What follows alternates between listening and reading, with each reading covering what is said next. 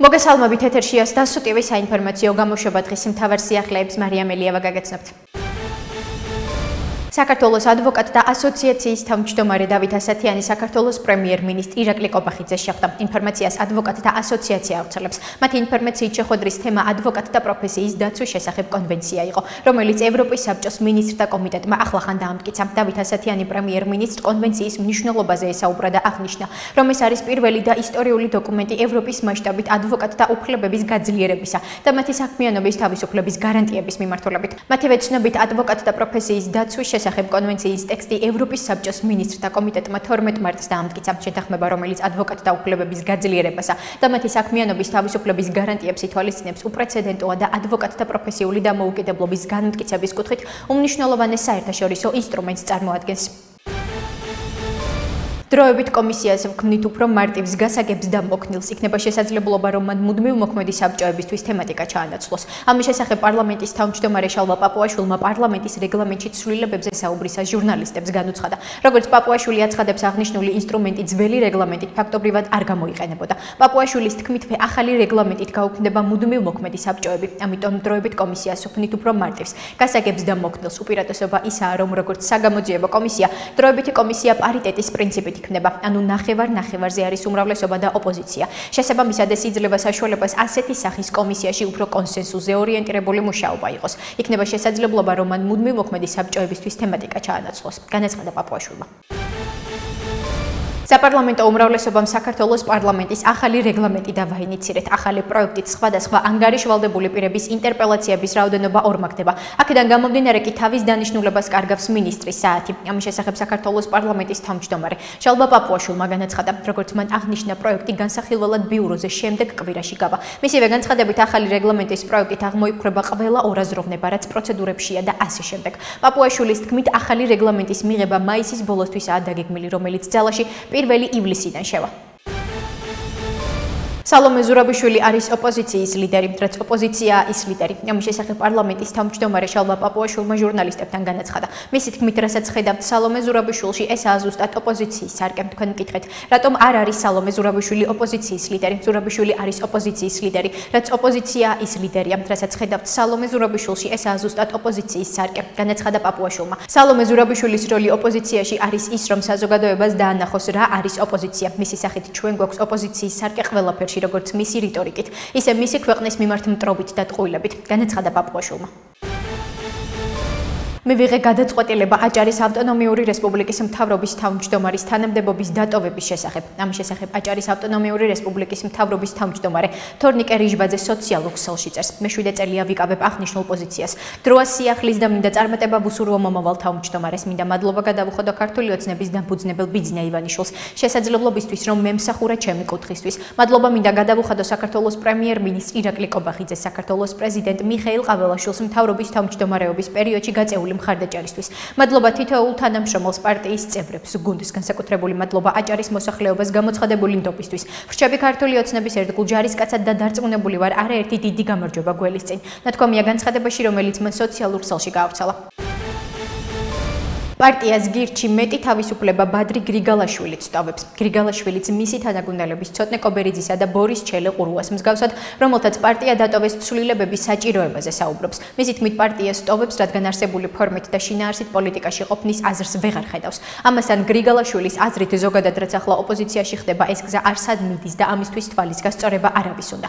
პირველად გამიჭირდა ასე ნაბიჯის გადადგმა, მაგრამ გადავწყვიტე დავტოვო გირჩი, ჩემი მეორე ოჯახი, სადაც გააზრებული ცხოვრების 8 წელი გავატარე. მოვდივარ, რადგან ამ ფორმით და ამ შინაარსით პოლიტიკაში ყოფნის აზრს ვეღარ ხედავ, რაც გირჩში მომწონდა პოლიტიკაში თამაშის წესების ცვლილების პროცესი, ამას ბოლო ხანებია აღარ ვაკეთებთ. ზოგადად რაც ახლა ოპოზიციაში ხდება, ეს გზა არსად არ მიდის, უბრალოდ ამისთვის თვალის გასწორება არავის უნდა და დარწმუნებული ვარ, იმის ფუფუნება აღარ დაგვრჩა, რომ თავი ავარიდოთ პირველ რიგში ჩვენში ცვლილებებს, განაცხადა ბადრი გრიგალაშვილმა.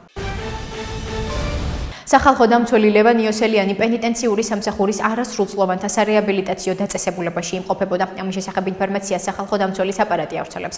მათივე ცნობით სახალხო დამცველმა დაათვალიერა დაწესებულების ინფრასტრუქტურა, საცხოვრებელი საკნები, ეზო და საერთო სავარჯიშო სივრცე, გაიცნო არასრულწლოვანთა განთავსების პირობებს, ასევე მიმდინარე სასწავლო და სარეაბილიტაციო პროგრამებს და ესაუბრა ადმინისტრაციის წარმომადგენლებს. სახალხო დამცველი მომავალშიც აქტიურად გააგრძელებს კანონთან კონფლიქტში მყოფი არასრულწლოვანების უფლებების დაცვაზე ზედამხედველობას.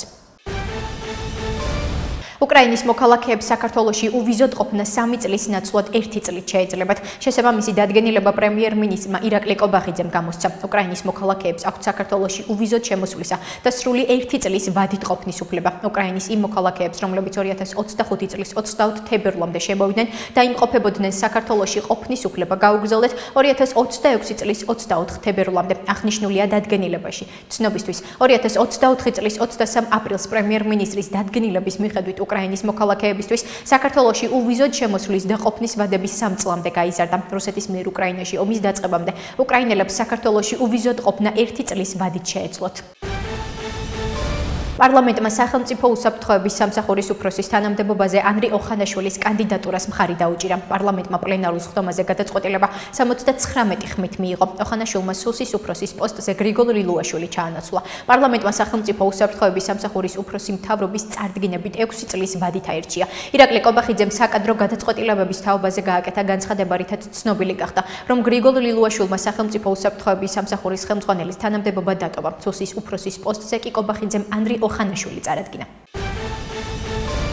აფხაზეთის ავტონომიური რესპუბლიკის მომსახურების სააგენტოს და ქართველთა და აფხაზთა ერთობის საზოგადოების ერთობლივი ორგანიზებით აჭარაში მცხოვრებ აფხაზებთან შეხვედრა გაიმართა. ინფორმაციას აფხაზეთის ავტონომიური რესპუბლიკის მთავრობა ავრცელებს. მათივე ცნობით ღონისძიების ფარგლებში აფხაზეთის ავტონომიური რესპუბლიკის იძულებით გადაადგილებულ პირთა მინისტრმა დავით ფაცაციამ ქართულ-აფხაზურ ურთიერთობებში შეტანილი განსაკუთრებული წვლილისთვის აჭარის ავტონომიური რესპუბლიკის კულტურის მინისტრი ელისო ბოლქვაძე, აჭარის განათლებისა და სპორტის მინისტრი მაია ხაჯიშვილი, ქალაქ ბათუმის მერი არჩილ ჩიქოვანი, აჭარაში მცხოვრები აფხაზები დააჯილდობა.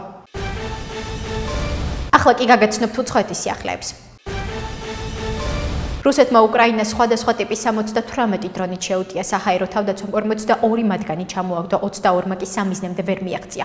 ინფორმაციას უკრაინული მედია ქვეყნის საჰაერო ძალებზე დაყრდნობით ავრცელებს. მათივე ინფორმაციით თავდასხმის შედეგად უკრაინის 4 ოლქი დაზარალდა. რუსებმა დრონები რუსეთის ბრიანსკის, მილეროვოს, პრიმორსკო-ახტარსკისა და კურსკის ტერიტორიებიდან გაუშვეს. უკრაინელებმა შაჰედისა და სხვა ტიპის 42 დრონი ქვეყნის ჩრდილოეთ, აღმოსავლეთ და ცენტრალურ ნაწილებში ჩამოაგდეს.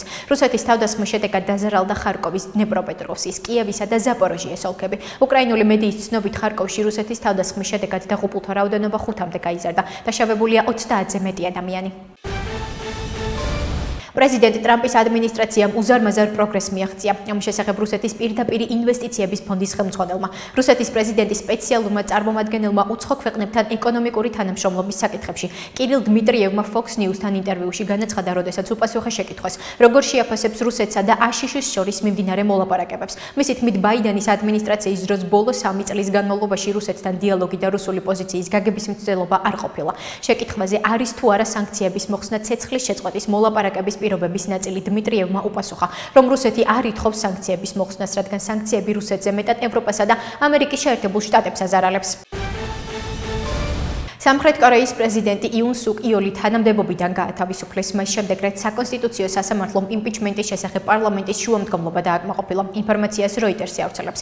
იუნ სუკ იოლის გადაყენების შემდეგ ქვეყნის კონსტიტუციის თანახმად საპრეზიდენტო არჩევნების 60 დღის განმავლობაში უნდა ჩატარდეს. პრეზიდენტის მოვალეობის შესრულებას ახალი პრეზიდენტის ინაუგურაციამდე პრემიერ-მინისტრი ჰან დაკ-სუ გააგრძელებს. საკონსტიტუციო სასამართლოს ხდომის მიმდინარეობისას იუნ სუკ იოლის გადაყენების მოთხოვნით ათასობით ადამიანი შეიკრიბა. ამასთან იუნის მხარდამჭერები მის ოფიციალურ რეზიდენციასთან იყვნენ შეკრებილი. სასამართლოს გადაწყვეტილების შემდეგ ერთ-ერთი მომიტინგე პოლიციის ავტობუსის მინის ჩამტვრევისთვის დააკავეს. ამერიკის შეერთებული შტატების პრეზიდენტ დონალდ ტრამპს ახლო გარემოცვა ურჩევს არ დარეკოს რუსეთის პრეზიდენტ ვლადიმერ პუტინთან მანამ სანამ ის ცეცხლის სრულ შეწყვეტას არ დათანხმდება. ინფორმაციას NBC News-ი ტრამპის ადმინისტრაციის ორ ოფიციალურ პირზე დაყრდნობით ავრცელებს. წყაროების თქმით, ტრამპს ურჩიეს, რომ სატელეფონო ზარი არ არის კარგი იდეა, თუ პუტინი არ გადასცემს თეთრ სახლს, რომ იგი თანახმაა რუსეთ-უკრაინის ომში ცეცხლის სრულ შეწყვეტაზე. ასეთი იყო მიმდინარე სიახლეები მომავალ შეხვედრამდე.